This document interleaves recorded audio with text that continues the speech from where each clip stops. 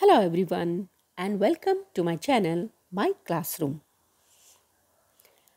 So today we will learn something from the science subject and the grade is 5th and the book name is Science All the Way. And today the first lesson is Human Body Circulatory System. Human body is just like a machine, and as each machine has there are so many parts in the machines. So our body also has so many parts and each part does a specific function. So what is the function of circulatory system? Before to know that, we should know what is the meaning of circulatory system. System means system and circulatory. Now circulatory has been like made up with the two different words. One is circle, one is oratory. Now circle, as I have done this circle, so it means that circle means to go round and round, round and round. And atry means that to does a specific function kind of. Now circle means the thing which goes round and round. So in our body also there is something which goes like round and round or in circle. So circle means something is going on from the head to toe and from toe to head. So it is going like in a circular motion. So that's why it is called the circulatory system. Now what is this which goes like this in a circulatory or in a circle motion? That is the blood in our system we have. So we will learn something about the blood, or what is this blood, what it does, why it is important for us, and where we can find the blood. So first thing is that circulatory system means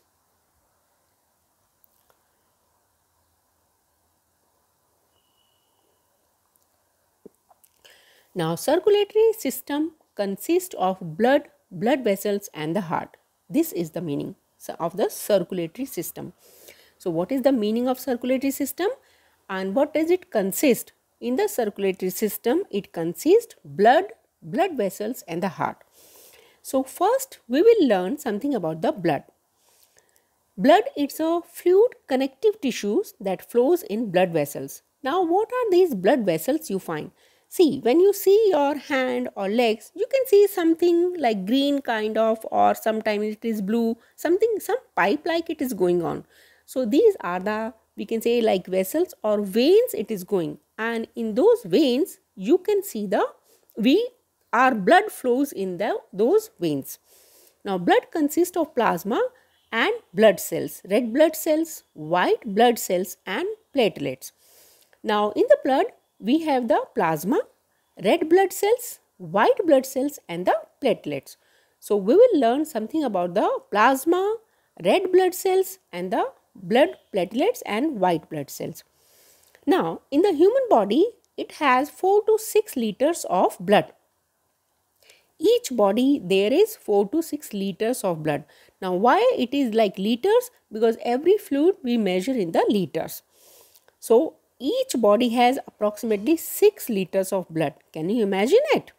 Okay, now let us study about the components of blood. First thing we have the plasma.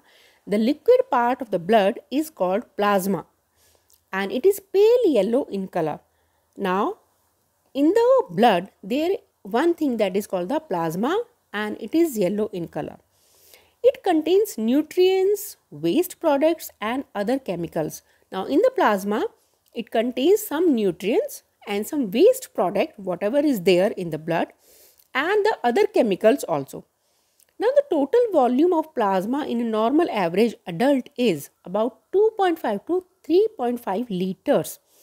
See, blood we have approximately 6 liters, but plasma in the blood it is approximately 3 liters. And it is mostly water, about 95% by volume, and mostly it is water, and it consists of about 6 to 8% dissolved proteins here and 1% of inorganic salt. And what is there in this? There are some like dissolved proteins are there and 1% of inorganic salt. Now, they are traces of other substances as well, such as glucose, hormones, carbon dioxide, and oxygen, etc. And they, apart from the proteins and the inorganic salt, there is like glucose is also there, hormones will be there, some carbon dioxide will be there, and the oxygen will also be there. Now, we'll come to the red blood cell. Red blood cell or RBC, also known as erythrocytes. What it is? This is called the erythrocytes in the science language, are the most common type of blood cells. Now, in the red blood cells, there are most abundant components of the blood. Like in the blood, we'll get the more RBC or red blood cells. These are red in color. Why it is red in color? Because it contains some protein, which is commonly known as hemoglobin. The hemoglobin carries oxygen in the pure blood from lungs to every cell in the body. See, in each body has some cell, not some cell, there are so many cells, and each cell has to work something. So, and to work something, it needs some oxygen. So, how to get the oxygen? These hemoglobin carries the oxygen in the form of the blood from lungs to the each cell. Each cell will get the oxygen through the blood. And where the RBC is produced, it is produced in the bone marrow. Now, what is this bone marrow? Once you go to the higher grade, then you will learn something about the bone marrow. Now, next comes the white blood cells. White blood cells are known as the leukocytes. Now, WC are the cells of the immune system that protect the body against the infections. Now, as you can see, the fact that an abnormal increase in WC count, as here, this is the fact. If you have more WC in your blood, then it means your body has got some infection. So, these white blood cells protects our body from against the infection. And these cells are larger than RBC. These larger than RBC and do not contain hemoglobin. And in the red blood cells, it contains hemoglobin. That's why it is red. But white blood cells, there is no hemoglobin. So they are colorless. As RBC, they have the red color because of the protein, iron protein. But white blood cells, they are colorless and they do not have any definite shape. And they change their shape like a amoeba. And they are produced in the red marrow and lymph nodes. Now, next thing is about the blood platelets. Platelets are also known as thrombocytes. Blood platelets are known as thrombocytes. They are colorless, disc-shaped cells without nuclei, and they are smaller than RBC. They are also produced in the bone marrow and they play a vital role in clotting of blood. Vital role means they play a very, very important role in clotting of blood. When sometimes you get some cut on the skin, then blood comes out. To stop that blood, your blood platelets will stop that blood by clotting it. So, today we learned something about the plasma, about the red blood cells, white blood cells and the blood platelets.